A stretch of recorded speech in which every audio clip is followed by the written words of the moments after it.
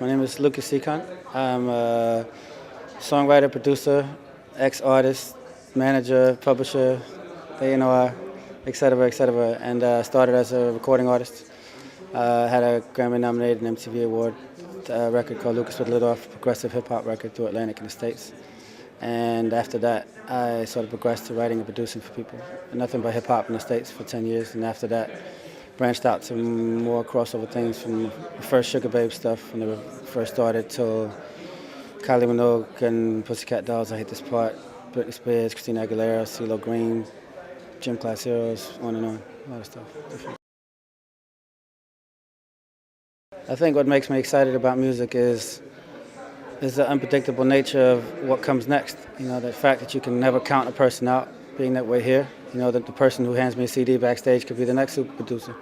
And also, you know, hearing new sounds and, you know, hearing new records, new hooks, you know, and I think that's the beauty of it, the unpredictability of music. I mean, you never know what's going to come next, which is exactly what makes the music industry a daring, insecure, exciting place to be, I suppose. I think it's a supermarket with a whole lot of ketchup bottles, and it might be hard to pick which one. It might be hard for the music fan to pick out what to listen to. I think there's such a choice, and the time frame is very short. People's attention spans are very short in music today because there's so much choice. So I think it's a challenging time, but also it's a good challenge for new artists who don't have the major label barriers to deal with. You know, it could catch on for a variety of reasons online. It could be a cover of a record that's known, and you could have a twist on it, and suddenly the fan club could pick up on it, or the street team of that particular artist, and start blogging about it, start retweeting it. And you know, there are a lot of ways of getting yourself out there and getting your music heard. So. I think brands getting involved with music can be questionable, because I don't do music for Puma's liking. I don't do music for Nike's liking. I don't, Budweiser have never run a record label to me. You know, that's something that you drink, but, you know, because they identify that, you know, young people get turned on by this if they can associate their products with it, which is an age-old adage anyway. So I think it's fine if they let artists be themselves, and, you know, you don't have to stand there and advertise their products, you know what I mean, which they're trying to hide anyway to add credibility to the sales process. But to be honest with you, you know, if you need the promotion, do it. If not, don't. You know what I mean?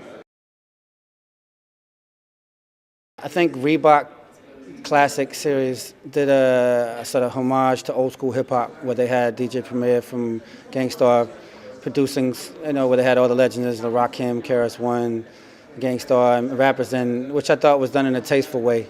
You know, I suppose what they were saying is like, this is a classic shoe and these are classic rap artists. But the product was still left alone in the sense that the right people did it.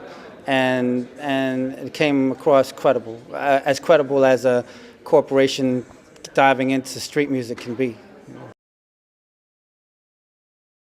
I think when Sprite and those companies start getting involved in music, and you start doing sort of almost, you know, Drake doing sort of half parodies of your own songs to please a product, I think it's sort of it's not a great look. And, you know, I understand they do it for money and stuff. But, you know, it could be quite pathetic, you know, like Mary J. Blige singing about fried chicken, you know, like reformulating sort of a Aretha Franklin song. That's pretty painful, and I think it's quite embarrassing. But, you know, I think artists receive bad advice in that situation. Someone should have probably told her that this is probably not a great idea. I think the perfect way of experiencing music is however it comes. However you feel it, whenever you feel it, whatever's around you. Today, music comes from any source around you, and I think it depends on your mood and the time of day. You know, you could be at home, or you could be out in the club, or you could be in the street, or you could be in the train, on the bus. So I just think it's all-encompassing now, and at least you have the choice at any time, at anywhere, at any place, due to the time we live in.